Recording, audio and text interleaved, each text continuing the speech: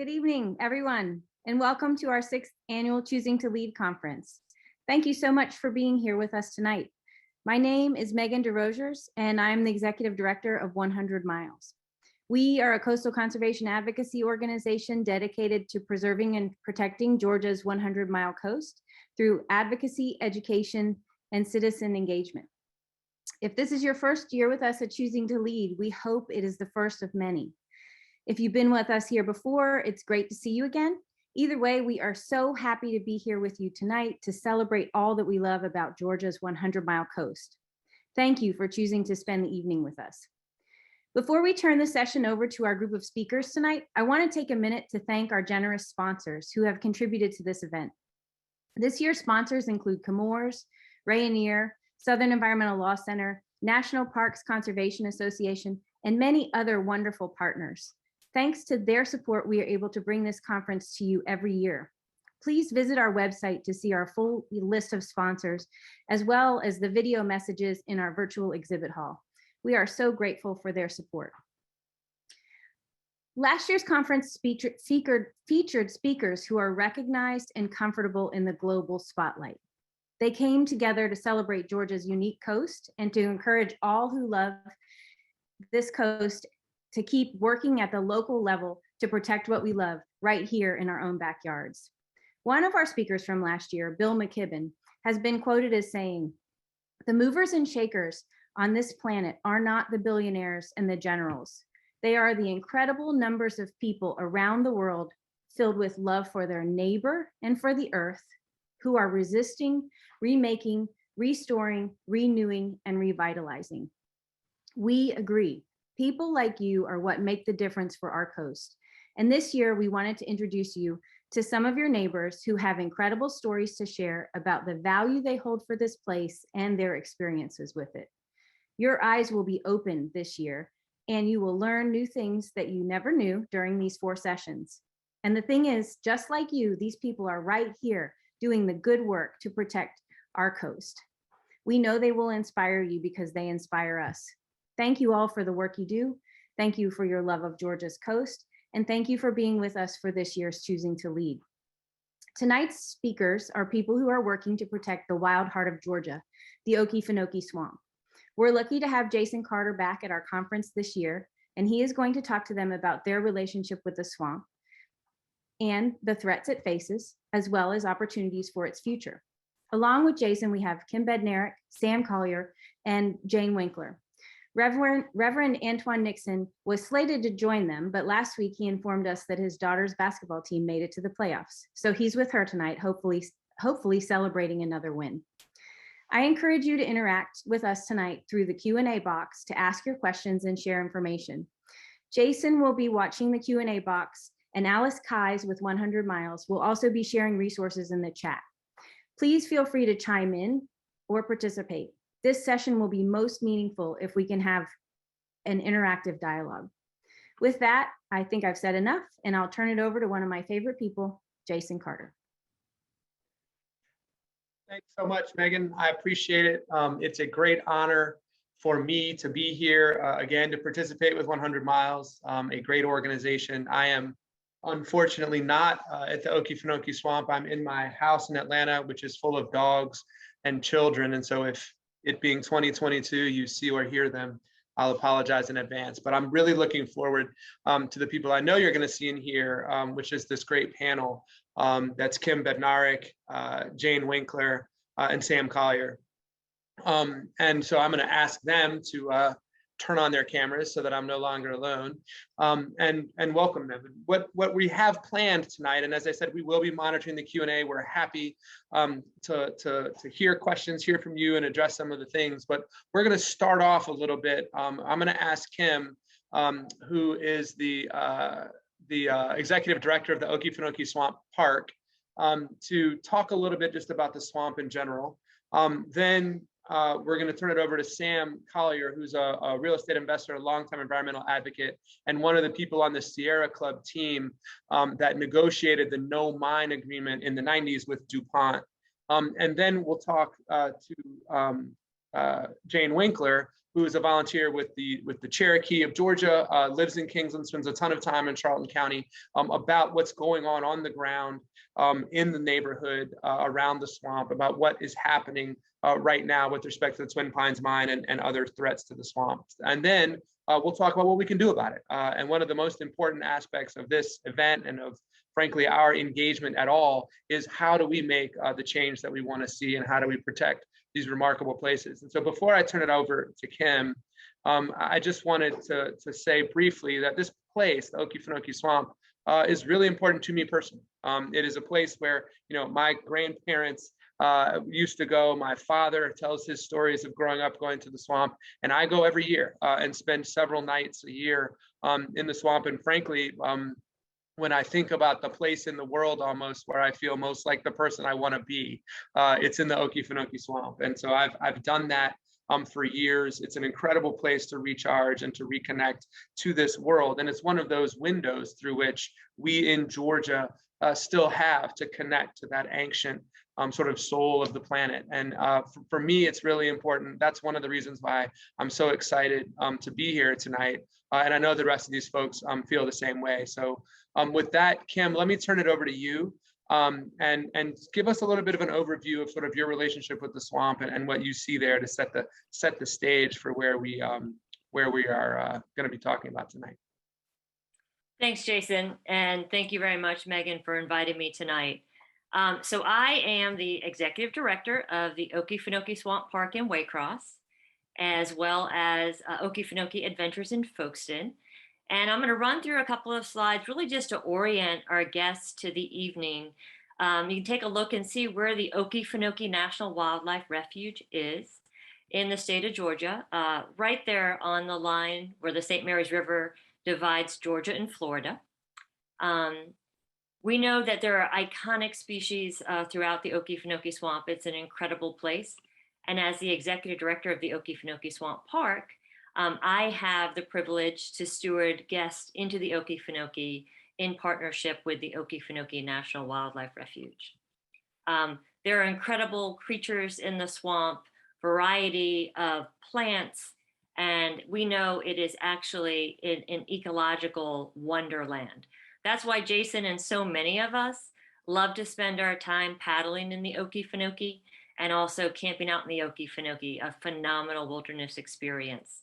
The Okefenokee is the headwaters of the Suwannee and St. Mary's rivers. Two really important rivers. The Suwannee runs out to the Gulf, and St. Mary's again runs to the Atlantic, dividing Florida and Georgia. There are three unique entrances to access the Okefenokee Swamp. In the north, we have Okefenokee Swamp Park in Waycross, Ware County. To the east, we have Folkestone, Charlton County, which is the headquarters of Okefenokee National Wildlife Refuge. And then on the west side in Fargo, Clinch County, we have Stephen C. Foster State Park. Stephen C. Foster State Park is a really unique state park. I think it's the only state park in the nation like this. It's actually nestled inside the Okefenokee National Wildlife Refuge, and they have a concessionaire lease with the federal government. It is an amazing destination to visit. And one of my favorite people, Brian Gray, is the general manager there. So I encourage you to go see him. In 2016, that park was recognized as a dark sky park by the International Dark Sky Association. And for those of you who have had that unique privilege of spending time on a platform, you know it's like being inside of a snow globe. It is amazing. Highly recommend it. Camping in the swamp is another one of our wonderful assets and opportunities. I know we were noted by National Geographic magazine as being in the top 100 destinations in the world to have a unique wilderness experience.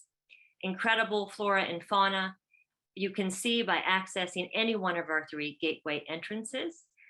In Folkestone, Okefenokee Adventures, which is one of the operations that Okefenokee Swamp Park stewards, that is truly the headquarters of the National Wildlife Refuge. And it is a place where you can rent canoes and kayaks and access that 120 miles of river trails and waterways. Okefenokee is a national wildlife, not only a national wildlife refuge, but a national wilderness area. It's 407,000 acres is the refuge, and then about 353,000 is the National Wilderness Area.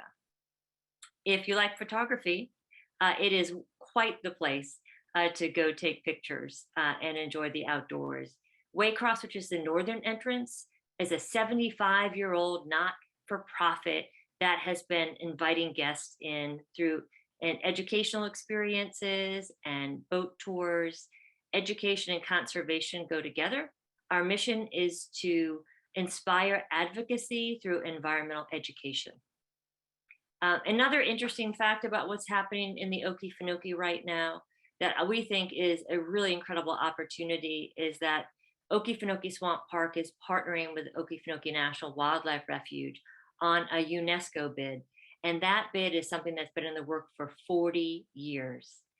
So for the Okefenokee National Wildlife Refuge to become a World Heritage Site is something that we're hoping we see come to fruition in the next couple of years. So for those of you who are engaged in that work, thank you. And the Okefenokee Swamp is a resilient ecological wonder. We know that in the early 1900s, it was logged extensively. In 1937, it became a National Wildlife Refuge. And since that time, it has recovered. So it is a story of resilience and recovery in the wilderness. So thank you for letting me share all that I love about the Okefenokee. And Jason, I'll turn it back over to you. Thanks so much, Kim. I recognize Canal Run and Big Water and some of those other great places to camp and places to paddle in. Again, it's a truly incredible place. And just for the photography alone, I think it's one that one of the greatest things that I remember is I have a friend named Stacy Funderburk who works for the Conservation Fund, among other things, but he takes pictures, and he took one of a bird flying across the swamp. And because that black water is so still sometimes that it's almost a mirrored reflection underneath. And I liked that picture so much that I sent it to my grandfather. And my grandfather was so inspired by it that he painted this copy, in essence, of the picture. So it's now hanging at the Carter Center. So I don't even know if Stacy Funderburk knows that, but he has a photo that's now been made into a Jimmy Carter painting of the Okefenokee Swamp, as it inspires us all. But one reason we're able to do that and to give us a little bit of some of the history of different fights that have been had to protect the swamp. Sam Collier, as I mentioned, was is a real estate investor and a remarkable environmental advocate, but was one of the people who was involved in the Sierra Club team that helped negotiate with Dupont in the 1990s. So Sam, why don't you give us some historical perspective on things that have been happening around the swamp and some of its ecological importance there. Thanks, Jason. I'm honored and privileged to be with y'all tonight. And it's, sometimes you think you won something, and all of a sudden it comes back and you have to work again, but more on that in a minute. First thing I'd like to do we've all experienced that. First thing I'd like to do is give you a little perspective on the resource itself and what's literally at risk. And have to take you back in time a little bit about the formation of Trail Ridge and the swamp. And then in the second round, when we're back together, I'll be talking a little more about the Dupont situation and how it differs primarily. It differs a lot from the current situation we find ourselves in. So this is a look basically at Trail Ridge. If you'll notice, all the way up to Jesup, Georgia. If the cursor can kind of show everyone how far up Jesup, Georgia is, right up there. And then not that ridge, go over to the west, please, with the cursor. That all is cut by the Satilla River, and then all the way down along the eastern edge of the Okefenokee, keeps on going, and then it's cut by the St. Mary's all the way to Stark, Florida. Now that's a ridge that's 120 miles long and about 3 miles wide. It's not a very wide ridge, but it is a prominent feature of this very flat coastal landscape. And so if you think about Trail Ridge, it really goes back in time. It was formed, it's thought to either be a large sandbar, more likely a barrier island, when the Atlantic coast was much farther to the west, about 40 miles inland from the present coast. And you see this red, it says landward limit of coastline in the past 5 million years. Sometime in the last 1 to 5 million years, there was a barrier island right in that crook, about where the line goes to the red put a little marker to the red line. That literally was the coastline. And so Trail Ridge was very likely a barrier island. And then in the preceding years, the coastline shrunk back and went as far out as off the continental shelf to the easternmost black line there. And so it's only the last 20,000 years where the line has gone from that easternmost to where it is today. So we find ourselves with a very, very old ridge. Now, the one thing about when barrier islands form on shallow coastal plains like the Atlantic coastal plain, much of that is silica, what we think of as sand. It's what we love to play at the beach. But a few percentage of the minerals are actually titanium. And if you've ever noticed on the beach, the little tiny rivulets, you might have some waves. Sometimes they're just no bigger than, a few inches wide, but there's a lot of them and they're etched on the edge of them in black. That black is titanium. It's heavier than the silica. So it's always on the leading edge of a wave. When a wave breaks, it's taking the heaviest stuff first. And so Trail Ridges, it has that titanium all the way from Jessup to Stark. And they've mined a lot of it in Stark. Nevertheless, it's a very common mineral. It's found all over the world. You think about how many places have sand, and there's just an awful lot of places with some level of heavy mineral sands such as titanium. Now, think about a very unique wetland. It's almost amazing in how the Okefenokee formed.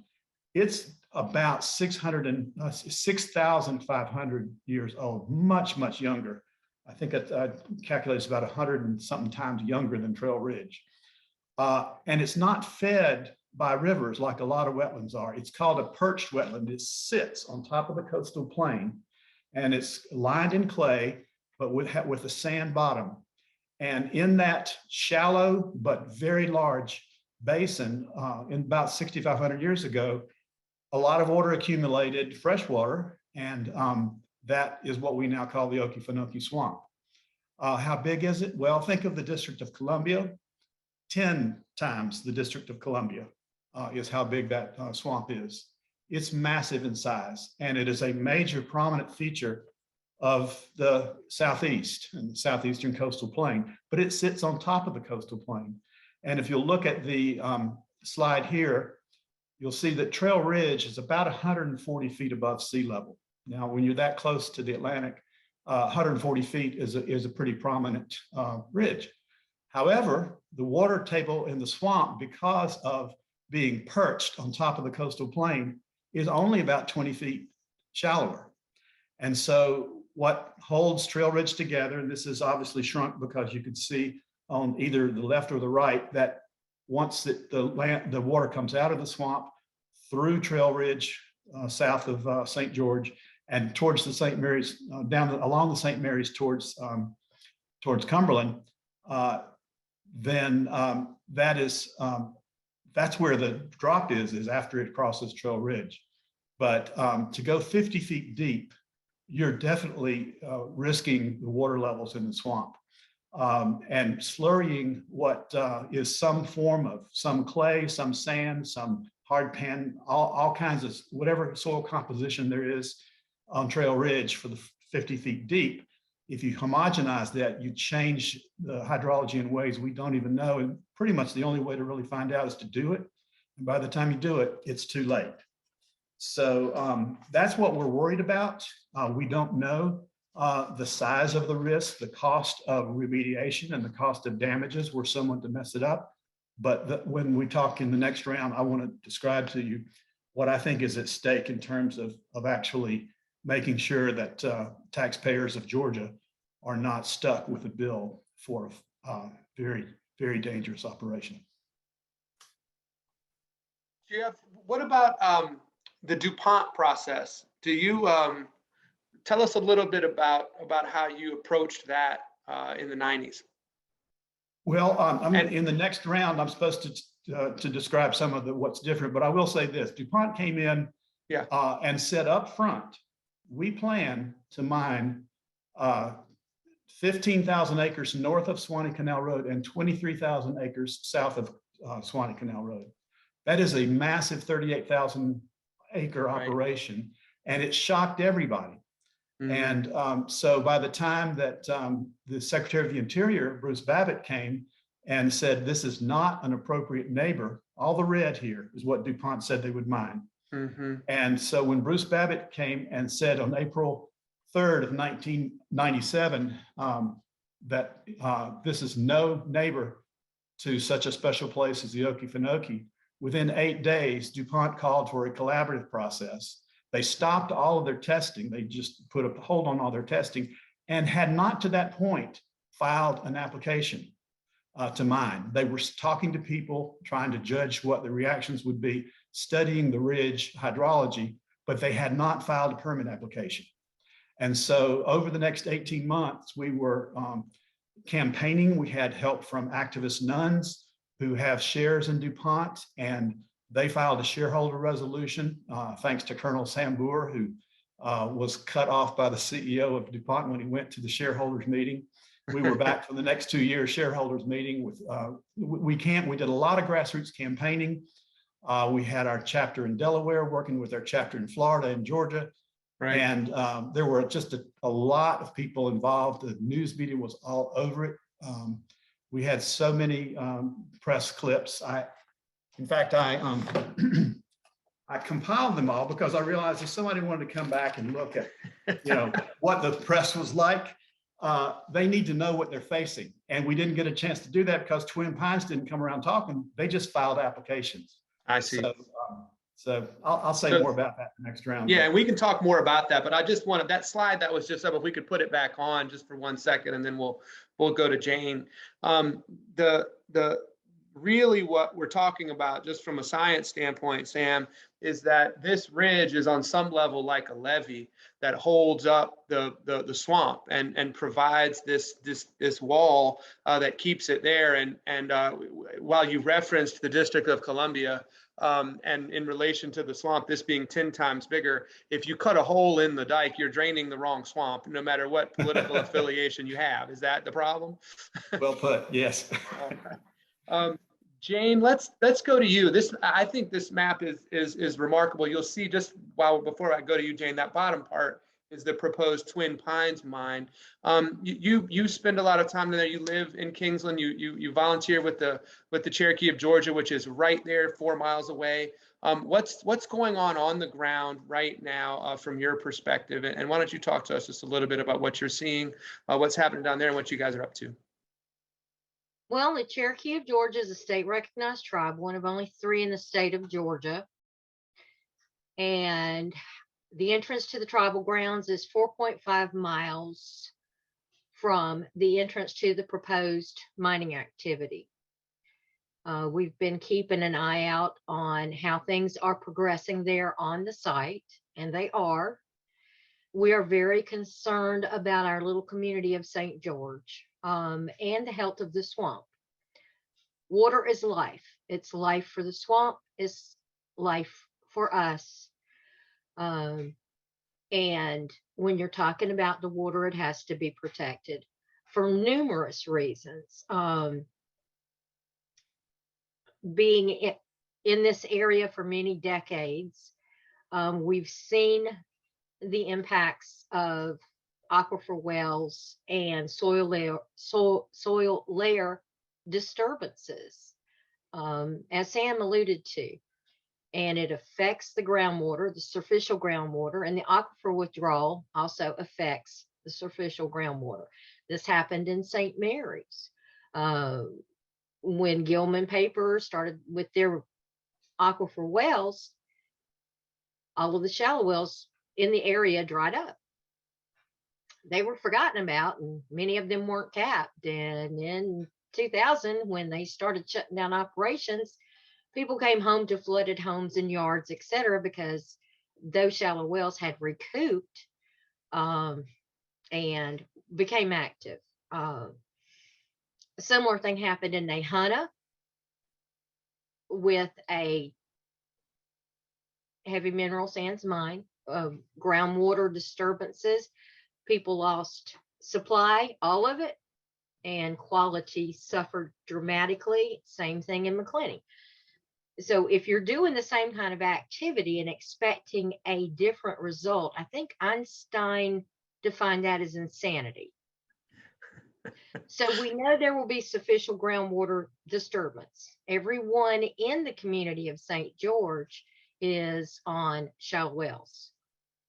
So we know that our water supply is at risk. But it's a lot more than that. Okefenokee is an Indian word and it means land of the trembling earth. The land trembles because it's above water.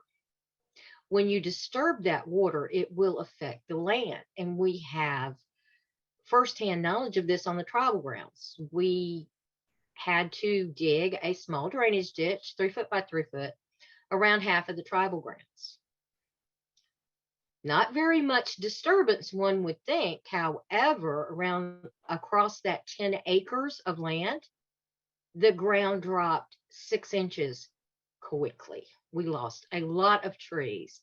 This was not exactly expected, although the drainage ditch was badly needed. Now, my question is, you're talking about going down 50 feet, hundreds of acres, you're disturbing all of that water. What is going to happen to the ground? It's going to tremble and then it's going to sink. And we've got acres and acres and acres of timberland around it. How will that be affected?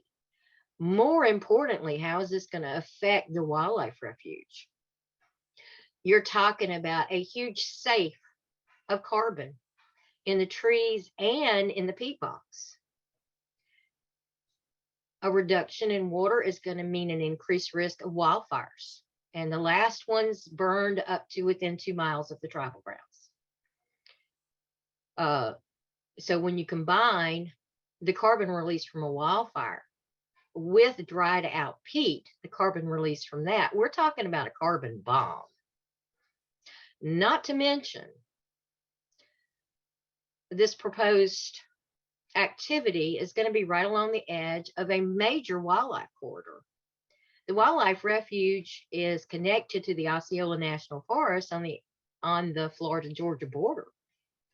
This is thousands upon thousands of acres of wildlife corridor. We do have some rather large wildlife in the area, as I personally have witnessed on the tribal grounds and many others. This proposed activity is going to operate 24/7. So you're going to have noise, you're going to have lights. This is going to disrupt the animals as well. That's another major concern. The Okefenokee is not on a natural wonder. It's a historical thing too, because this is a traditional home of the Muskogee Creek people. The swamp has been a refuge for millennia, and it needs to be protected, not for the future, not only for its resources, but also its history.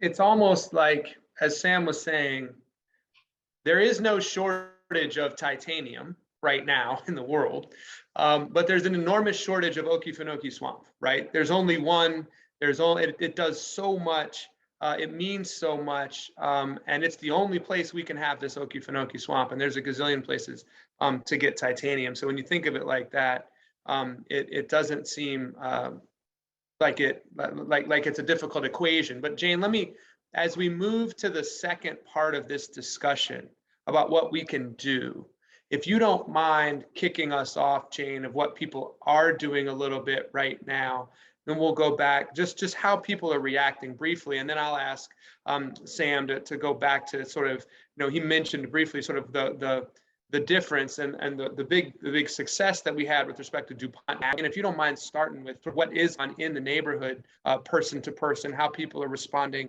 what people are doing. I see that Alice posted the Georgia EPD website in the chat that shows the permit application that Twin Pines has filed.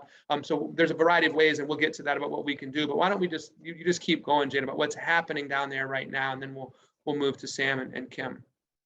Well, we've basically established a grassroots outreach. We are encouraging everyone because the swamp is an international treasure. It's not just a Georgia treasure.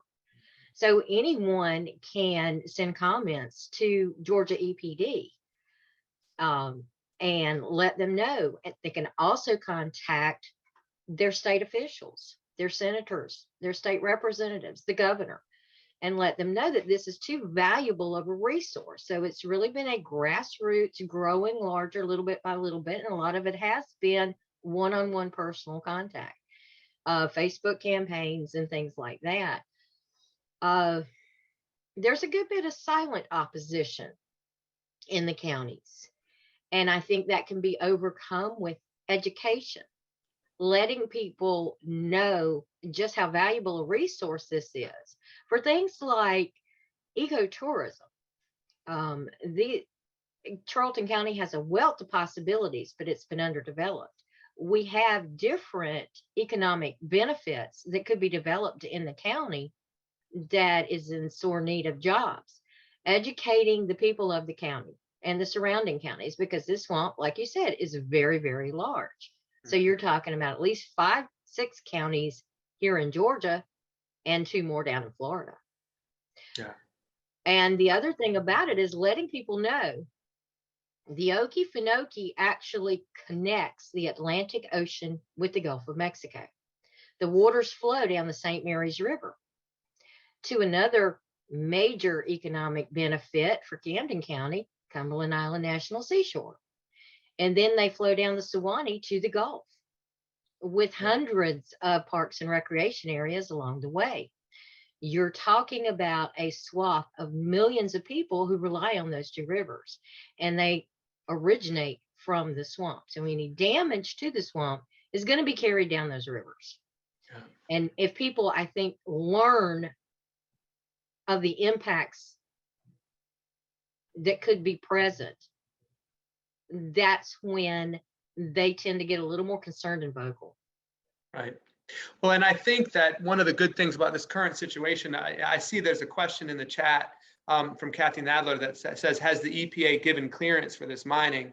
It's the Georgia EPD that is considering this now. So it has not been approved yet. So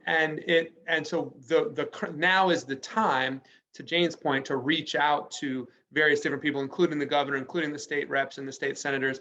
There has been a large campaign, and we'll let Alice and the folks from 100 Miles talk a little bit more about this later, but there's been a great campaign of local discussion, where you've got a variety of local areas, cities and towns and counties in the various areas that have, adopted resolutions just demonstrating their support for the swamp.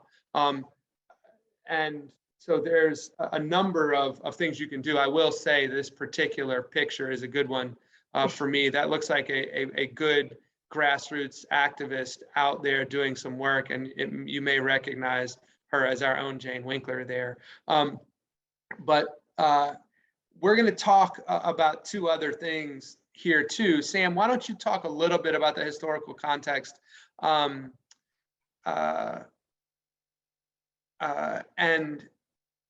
in terms of what's different now, what else we can do. And then Kim, I'm going to come to you and touch on something that Jane mentioned about economic development, because she was talking about seeing it as not only this environmental treasure, but this economic treasure. So Sam, let's talk a little bit about the history and compare it to what you looked at. And then Kim, if you don't mind, following up on that point of Jane's when Sam is done. Go ahead, Sam.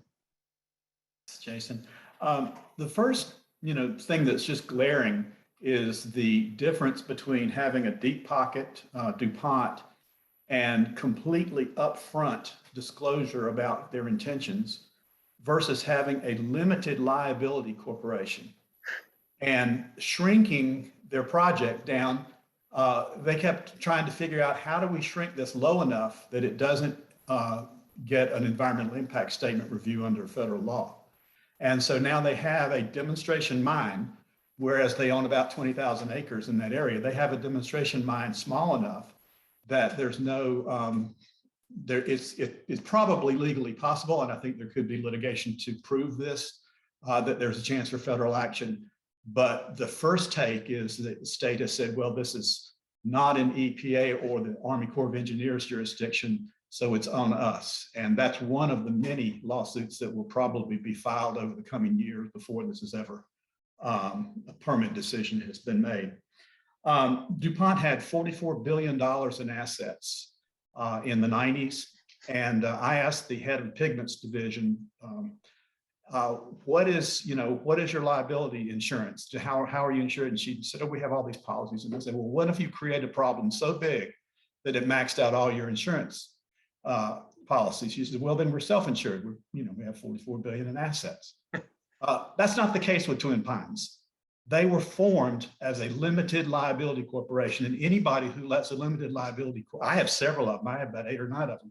Anytime you let a limited liability corporation do anything near your property, you better make sure, like the banks do, that there's some other kind of guarantee, because when they create harm and then you go to sue them, they say, what part of limited liability did you not understand? And so that's a tremendous gap, and it has to be addressed. The state has to put their foot down. They just have to take the courage to say, listen, we have to have assurances from any company. We have to understand what the worst case scenario is and what that would cost us. And then we have to have insurance and bonding for you on your behalf to cover that, because you're limited liability. I mean, it's just natural. And so that's the first thing that I really kind of chafe at, that it's so different. We had that's no small thing, though. I mean, it's no small thing to have somebody come in the front door and say, we're going to have a big mine, and somebody come in and say, we're so small that we're going to essentially to design this to ensure that there's no review by the EPA, to ensure that there's no review by the Army Corps of Engineers, and to ensure that there's no recourse against us if things go wrong. Right? I mean, that's a big deal. And I agree that puts a big onus on the state to make sure that the state's protecting us and the FISC, frankly, from what's happening. Go ahead, Sam. I didn't mean to cut you off. No, thank you. That's exactly right. It's eating the entire elephant. We have to figure out what the elephant is, and but it's eating it one bite at a time. And it's disingenuous to all of us. The second thing is what's happened. Jane mentioned climate change. We didn't really talk much. I mean, I'm focused all my other work except Okefenokee on climate change now. And we weren't even talking about it that much in the 90s. There was a treaty on the ozone layer, but what that did to climate change, and the fact that, DuPont's Puron was actually a worse greenhouse gas than Freon, but it healed the ozone layer. Those kinds of things, climate change was not in the picture in the same way it is now. And I went back and looked at the CO2 concentrations. When we signed the No Mine agreement, the CO concentrations in the atmosphere, CO2, were 370 parts per million, starting to get above the 350 that people like Bill McKibben would warn us we really need to stay at for a stable climate. Now they're 410. That's a 40 part per million increase, about 10% in 23 years. And so, as Jane mentioned, peat, that trembling earth, when you drop the water level just a little bit and you dry out that peat, that is a lot of carbon. All it is decomposing plants and trees. And so that is, as she mentioned, a carbon bomb that we just don't account for in our models, because we don't think about anybody dropping the level of a swamp to the point where the peat would dry out and burn. Right. But it is a huge problem. And the other natural thing that's changed is in the last 23 years, the Atlantic coast used to have a big sturgeon population, and sturgeon, for those of you who like good eating, is caviar. Their eggs are caviar.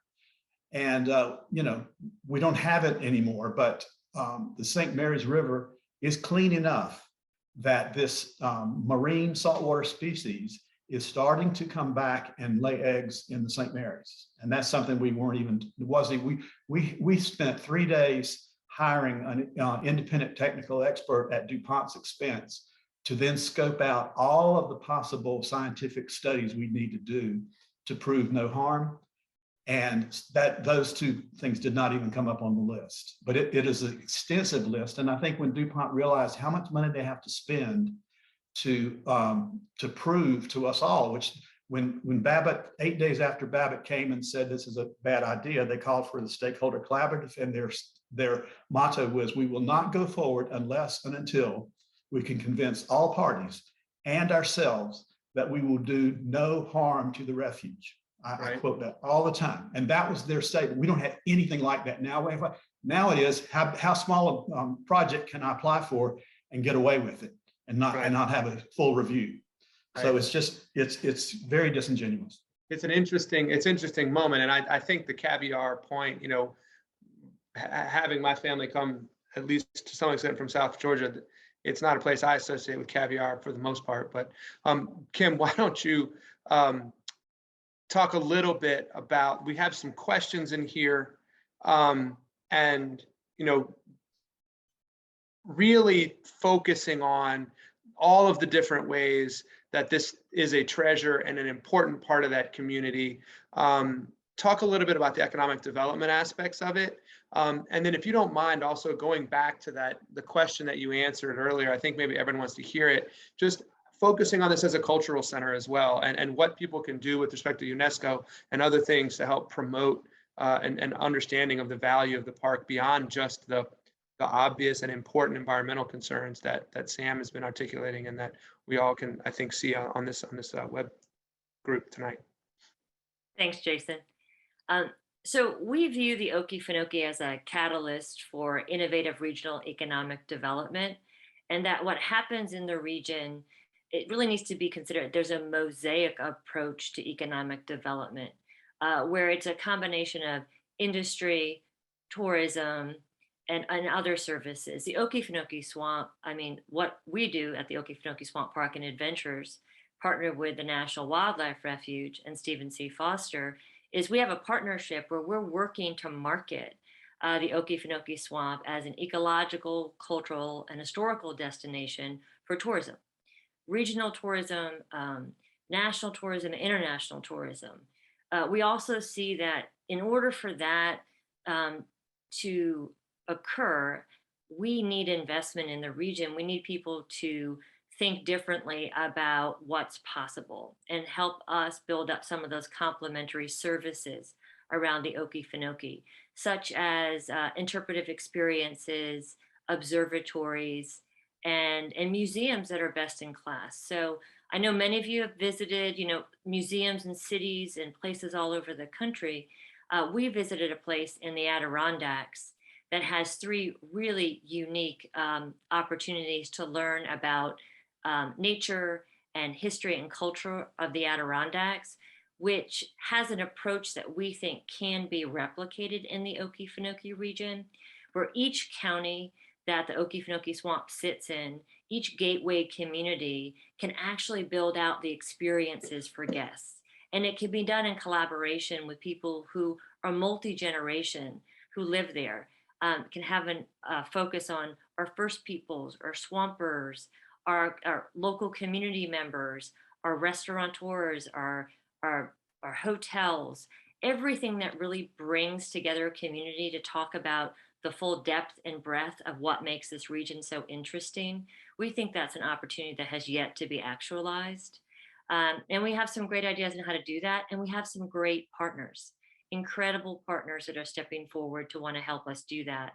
And the UNESCO World Heritage Site opportunity, and what I answered in the chat box is that, you know, to become a World Heritage Site, now, one thing is that the Okefenokee National Wildlife Refuge would be the very first National Wildlife Refuge in the country. All the other World Heritage Sites that we have in the United States are national parks. So this makes this a very unique opportunity. And it creates an opportunity for heritage travel. It creates an opportunity to tell the story of outstanding universal value and tell the story of the people in the region in a way that has not been told. It also is a chance for the people who live in the communities to take ownership of that story and participate in it very actively. So the more people who know about the fact that the Okefenokee National Wildlife Refuge has been on the tentative list for 40 years, and now we're partnering with U.S. Fish and Wildlife Service to hopefully move into an active inscription process in 2022, 2023 is incredible. It's incredible timing. It's an incredible opportunity. And we would invite you to engage in every way to learn about it, to learn about the Okefenokee, learn about the people and the communities, and also how we connect to the coast.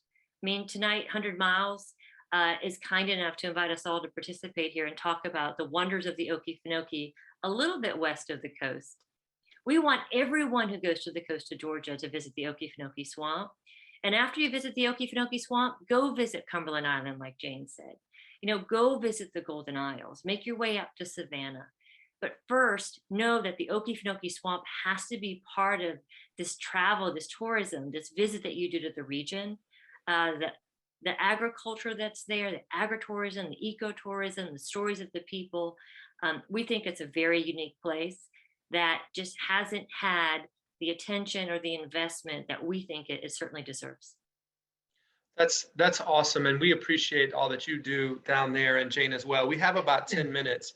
I'm going to ask, there's a lot of sort of a pitter patter of questions in the chat, and Alice has been from 100 Miles, has been answering some of them.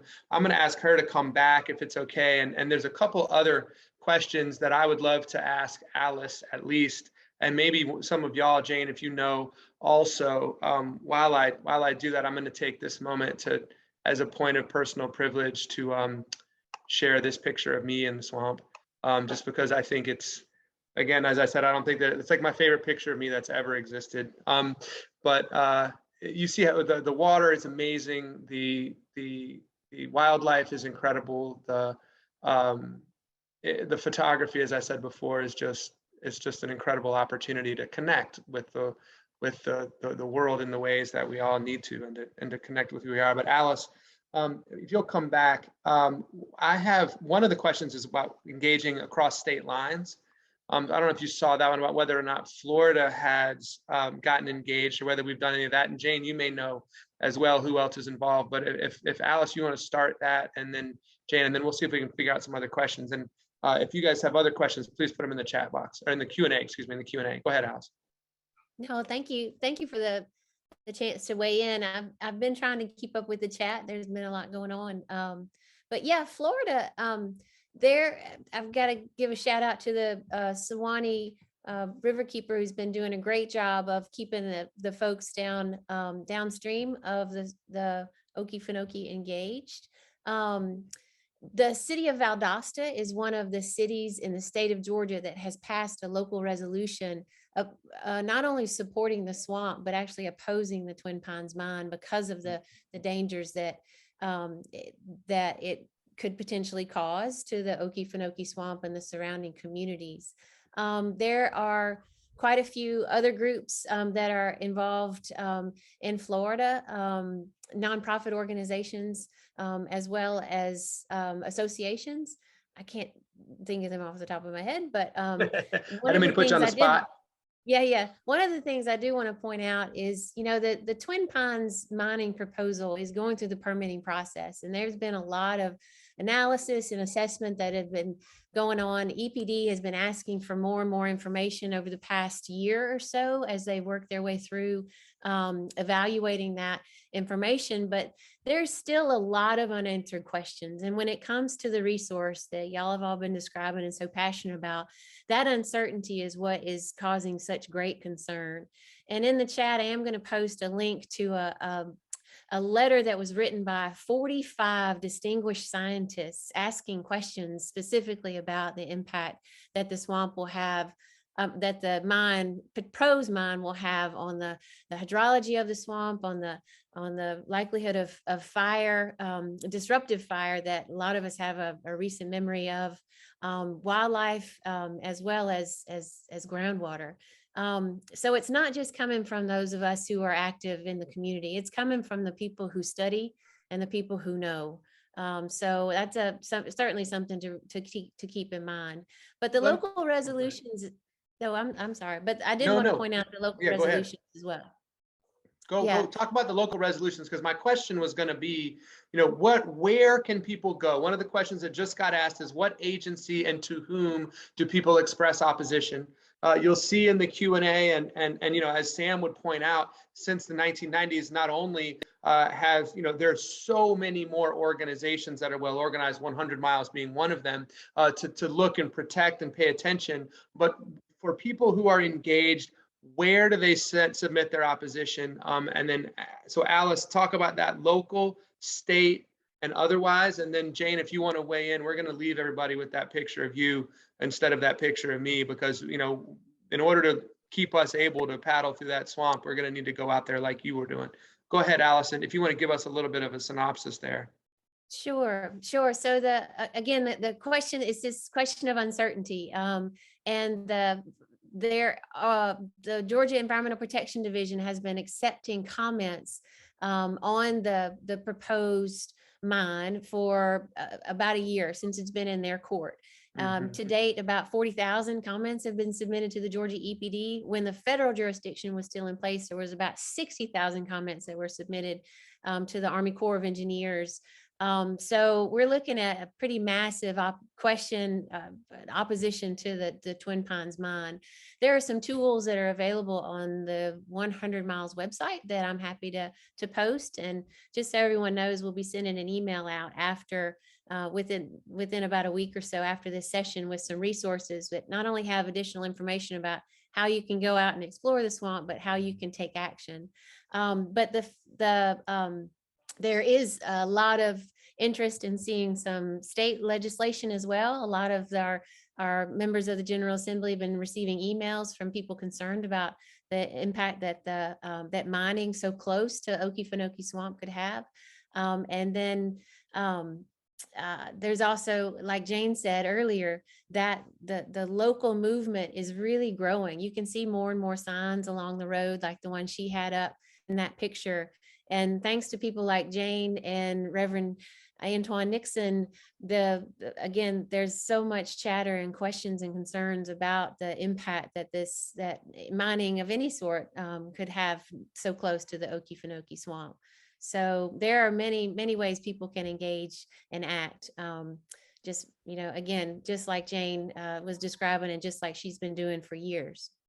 So I'll just point out, sometimes when we talk about engagement or action, and we talk about the state government or the state legislature, I was in the state Senate for years, and an issue like this is not as partisan as you think.